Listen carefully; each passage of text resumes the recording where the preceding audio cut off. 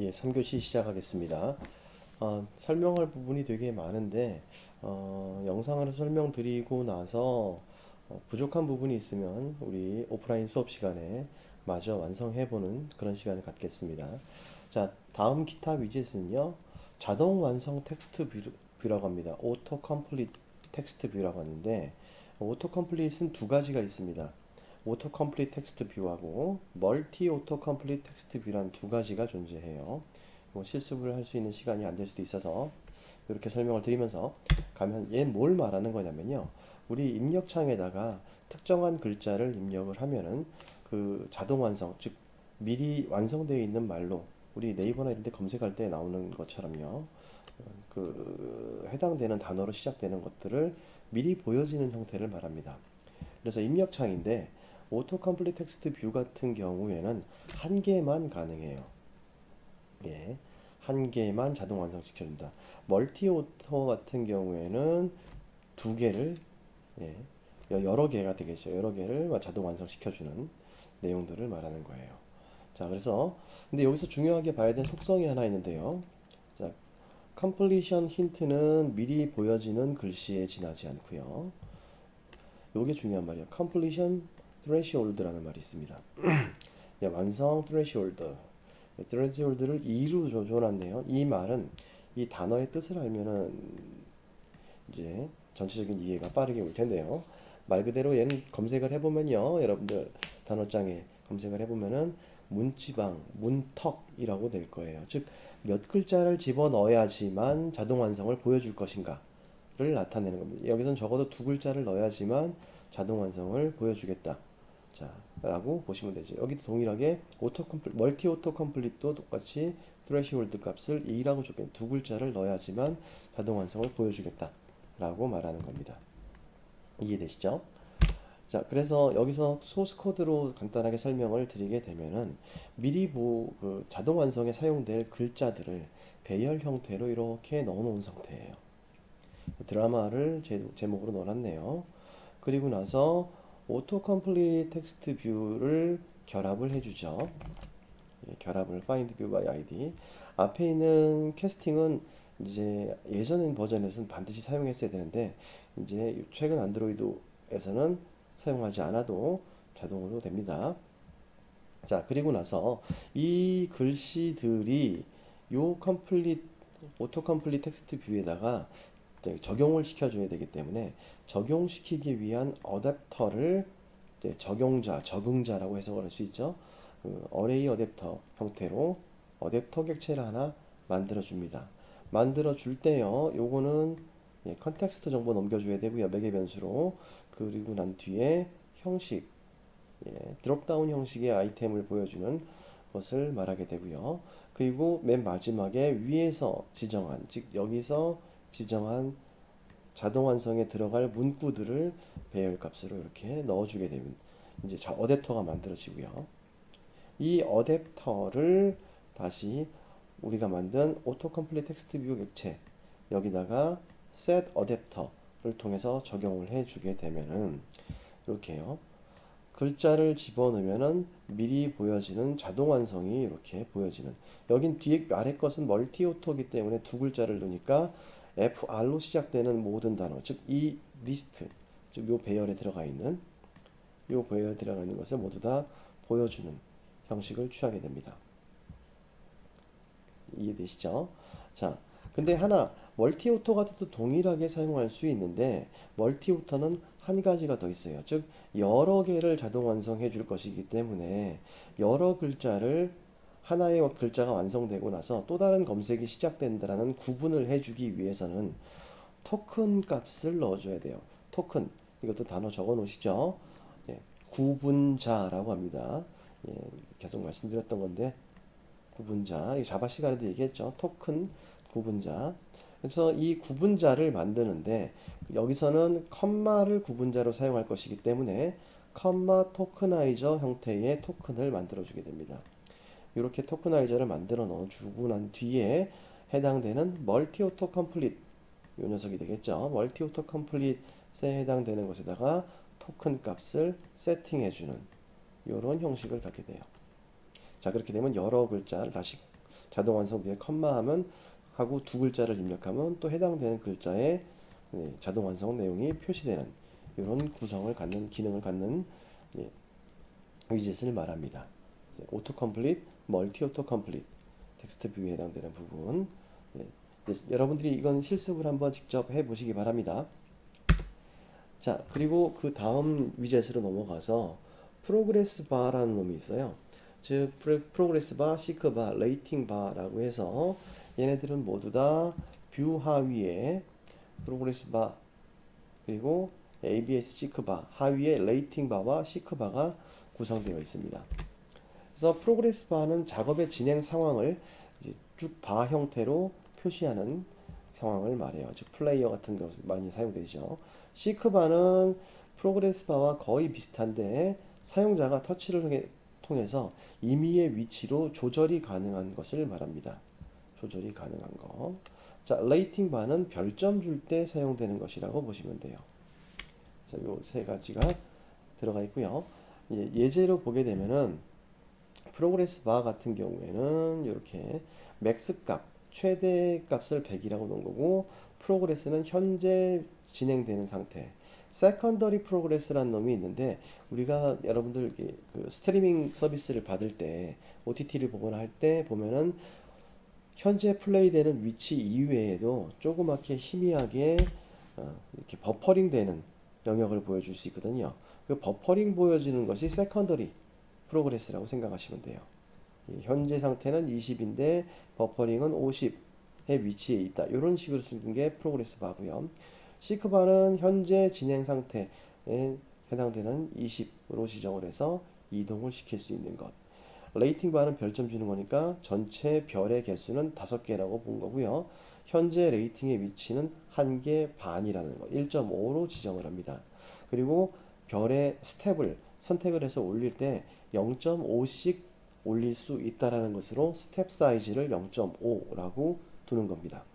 다 이해되시죠? 사용법에 대해서는요. 이것은 넘어갑니다. 또 그래서 뷰 컨테이너 부분으로 넘어가 볼게요. 뷰 컨테이너를 보게 되면은 먼저 우리 이전에 리니어 레이아웃에 위젯 버튼을 두 개를 넣어놓고 첫 번째 버튼의 높이를 매치 패런트 해버리면 두 번째 위젯은 보이지 않는 형태가 있었어요. 보이지 않는 상황이 나타났습니다. 그럴 때는 스크롤을 해야 된다라고 생각을 할 텐데 그러한 스크롤 기능을 제공하는 것을 스크롤 뷰라고 합니다. 얘는 수직으로 진행하는 스크롤을 가능하게 하고요. 수평, 즉 좌우의 스크롤하는 것은 따로 있습니다. 호리젠탈 스크롤 뷰라고 개별적으로 진행되어 있으니까 수직을 쓸 땐 스크롤 뷰를 쓸 거고 수평으로 쓸 거 되면 호리젠탈 스크롤 뷰를 따로 사용을 하셔야 된다는 거. 주의점, 스크롤 뷰에는 단 하나의 위젯만 나올 수 있다. 이게 무슨 말인지 이해가 안 될 수도 있는데 하나의 뷰라고 생각을 하시면요. 즉 만약에 여러분들이 여러 버튼을 넣은 이렇게 버튼이 되게 많이 들어가 있어서 밑으로 내려가 있는 상태다. 근데 얘는 스크롤 기능이 없으니까 요 전체 이 레이아웃 하나를 스크롤 뷰에다가 이렇게 하나만 감쌀 수 있다 라고 말을 하는 겁니다. 즉 이 얘기는 결국 여기서 말하는 위젯은 레이아웃을 말하게 되는 게 되겠죠. 예. 그래서 이렇게 우리가 쓸 때 제일 바깥에 있는 녀석을 스크롤 뷰 놓으면은 수직 스크롤을 하겠다라는 거고요. 필 패런트는 매치 패런트랑 같은 말입니다. 근데 요즘은 필 패런트를 쓰지 않아요. 이 샘플이 예전 샘플로 돼 있어서 이렇게 말씀을 드리는데 그 안쪽에 리니어 레이아웃을 구성을 시키고 그 리니어 레이아웃에 버튼이 무수히 많이 들어가 있다면 화면에 그냥 안 나올 거예요. 근데 스크롤 뷰로 감싸주게 되면 수직 스크롤이 가능하게 된다 라는 설명을 하는 겁니다. 이 또한 실습은 진행을 하지 않겠습니다. 여러분들 우리 수업 시간에 다시 한번 해당되는 샘플의 실습을 진행하도록 하고요. 자, 슬라이딩 드로워 같은 것으로 또 넘어가 볼게요. 슬라이딩 드로워는 말 그대로 서랍이에요. 서랍. 즉 한쪽으로 우리가 이렇게 많이 보는 기능 중에 뷰 중에서 하단부를 스크랩 해가지고 쑥 슬라이딩 시켜주면 특정한 내용이 밑에서 쑥 이렇게 튀어나오는 그런 기능을 가지고 있는 것을 슬라이딩 드로우라고 합니다. 우리는 또 메뉴 같은 경우 옆에서 이렇게 쓱 밀면은 옆에 있던 숨어 있던 메뉴가 이렇게 표시되는, 이것도 슬라이딩 드로우의 일종이라고 생각하시면 돼요. 그것들은 다 이제 추가적으로 라이브러리를 만들어서 배포하는 것들을 많이 사용을 하는데, 기본 구성은 슬라이딩 드로어를 이용을 했다라고 생각하시면 됩니다. 그래서 여기서도 보면은 슬라이딩 드로어 같은 경우에는 먼저 핸들 조정, 즉 슬라이딩을 시키는 핸들이 있어야 되고요. 실제로 표시돼야 될 컨텐츠가 필요하게 돼요. 그래서 슬라이딩 드로어 안에다가 버튼에 해당되는, 즉 손잡이에 대한 것을 하나 넣어주고요. 버튼을 넣어서. 그리고 실제로 표시될 내용은 리니어 레이아웃으로 다시 추가하는 형태로 놓고, 요 핸들명 버튼의 ID 값을 슬라이딩 드로우의 핸들 값으로 주어야 하며, 리니어 레이아웃의 ID 값을 실제로 표시될 컨텐츠의 이름으로 지정해 주어야 한다 라고 보시면 돼요. 그래서 규칙을 보니까 슬라이딩 드로우의 핸들의 이름과 슬라이딩 드로우의 손잡이의 역할을 하는 버튼의 아이디가 동일해야 한다. 슬라이딩 드로우에서 컨텐츠로 표시될 것의 이름은 리니어 레이아웃 같은 레이아웃의 아이디와 동일해야 된다 라고 말하는 겁니다. 그래서 이 또한 샘플을 보시게 되면요, 이렇게 화면에 아무것도 없는데 전체 레이아웃 안에 슬라이딩 드로우를 표시를 해놨습니다.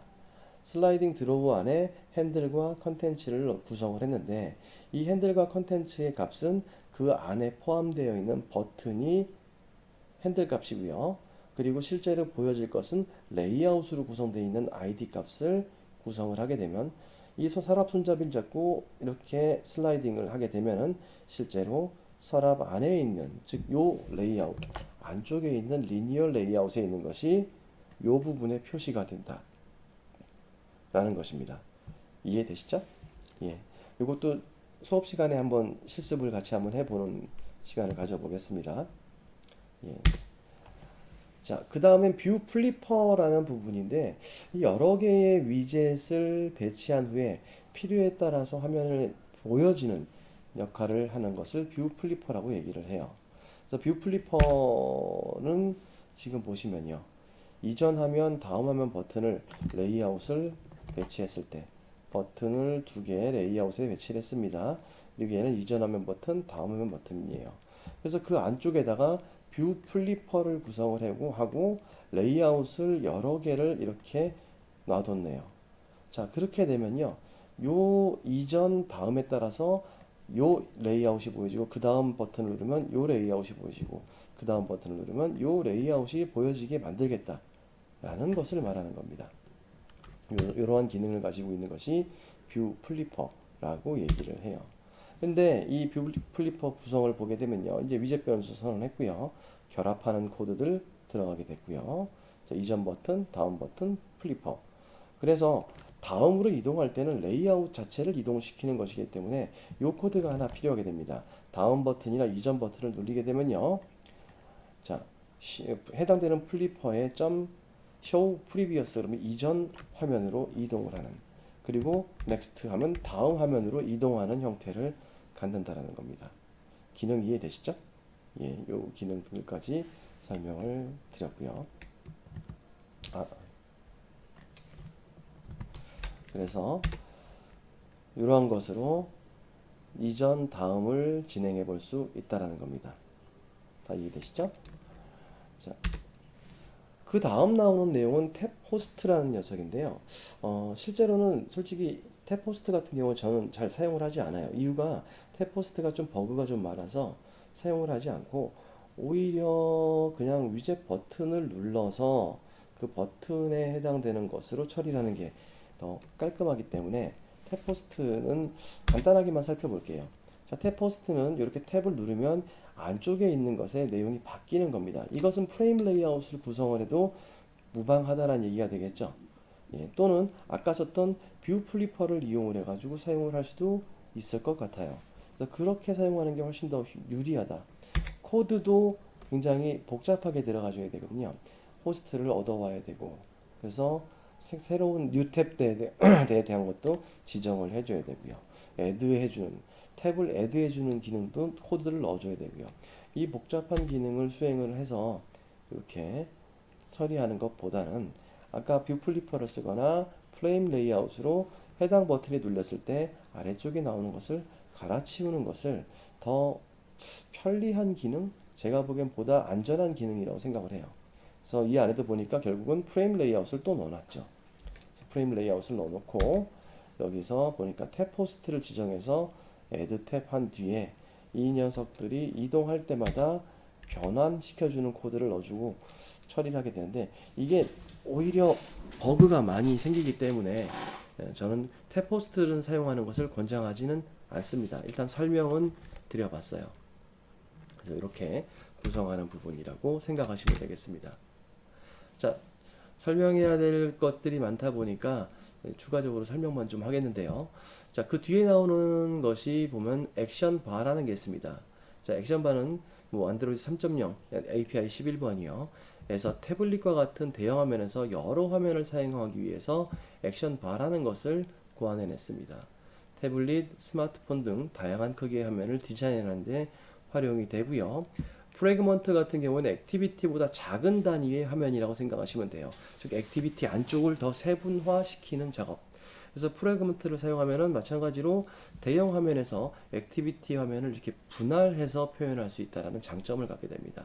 그래서 스마트폰과 같이 소형 화면에서 화면의 분할보다는 실행 중인 액티비티를 교체하는 것이 더 월등히 좋은데, 이 대형 화면, 똑같은 앱을 대형 화면으로 보냈을 때 동작을 똑같이 시키는 게 아니라 화면이 분할돼서 한쪽엔 메뉴바, 한쪽에는 실제 내용, 이 표시대로 되도록 하는 것을 프래그먼트라고 얘기를 합니다. 예.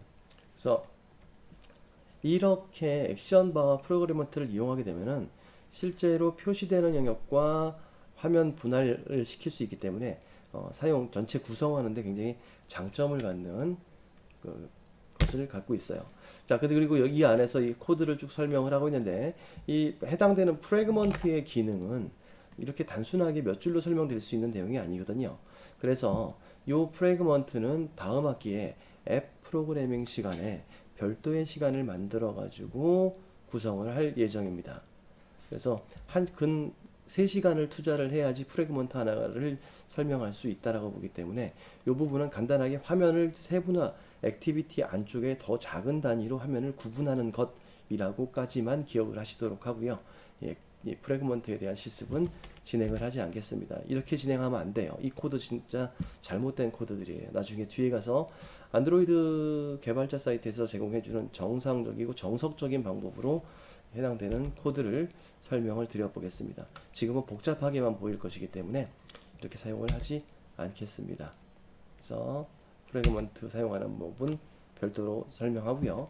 마지막으로 설명될 내용들은 웹뷰라는 겁니다. 이게는 좀 많이 사용되는 것이에요. 특히 안드로이드 앱 중에서 하이브리드 기반으로 만들어져 있는, 즉 전용 앱과 웹을 결합시키는 경우가 되게 많은데, 그때 이 웹 데이터를 표시할 수 있는 웹 브라우저의 역할을 하는 것이라고 생각하시면 돼요. 코드는 굉장히 단순하지만 이 내용은 실제로 저하고 실습을 좀 해보실 필요가 있는데, 이 짧은 영상 수업 내에 이 내용을 포함하는 것은 적절하지 않아서 다음 시간 우리가 오프라인으로 수업을 만들 때 이 웹 뷰부터 설명을 드려보겠습니다. 앞서서 설명드렸던 부분들을 몇 가지 하고 이 웹뷰를 직접 실습하는 시간을 가져보겠습니다. 뭐 내용은 이래요. 우리가 만드는 앱 안에다가 웹 브라우저를 배치를 시켜보겠다는 겁니다. 웹 브라우저를 배치를, 이거는 비주얼 쪽 한 프로그래밍 쪽에는 다 포함되어 있어요. 여러분들이 C샵을 배우고 있다면 C샵의 컴포넌트에도 웹 관련된 뷰가 포함되어 있습니다. 예, 그래서 안드로이드도 있고요. 아이폰에도 당연히 포함되어 있습니다. 그래서 이것을 이용해서 화면을 구성해서 우리가 미니 웹 브라우저, 우리만의 웹 브라우저를 만들어서 이렇게 실제 데이터를 표시할 수 있는 역할까지를 구성을 한번 해볼 거예요. 웹 브라우저 부분도 우리 수업 시간에 만나서 다시 수업을 실습을 꼼꼼하게 한번 설명을 드려보겠습니다. 그래서 세 번째 시간의 과제는요, 일단은 요건 여러분들이 직접 집에서 실습을 해보실 필요가 있다고 생각을 하기 때문에 어디가 있냐, 예,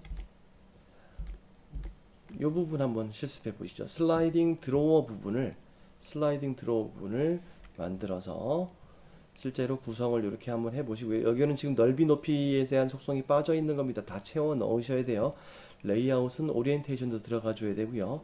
이 부분을 다 채워서 구성을 하셔서 XML 파일과 이 부분이죠. XML 파일을 구성을 하시고 버튼이 눌릴 때마다 이전 다음 하는 이 부분도 뷰 플리퍼 부분, 그러니까 슬라이딩 드로우 부분은 XML만 있으면 될 것이고요. 그리고 뷰 플리퍼 부분은 XML과 이렇게 이벤트 리스너에 대해서 show previous next에 대한 것을 구성을 시켜서 화면을 전환시켜 보는 것까지는 집에서 직접 실습으로 과제로 드리도록 하겠습니다. 전달됐습니까? 자, 정해진 시간 내에 영상에서 설명을 하다 보니까 조금 부족한 점, 그리고 조금 급하게 빠르게 움직이는 부분이 있는데, 오프라인 수업 시간에 같이 한번 이 내용을 실습해 보도록 합시다. 자, 3교시 마치겠습니다. 수고하셨습니다.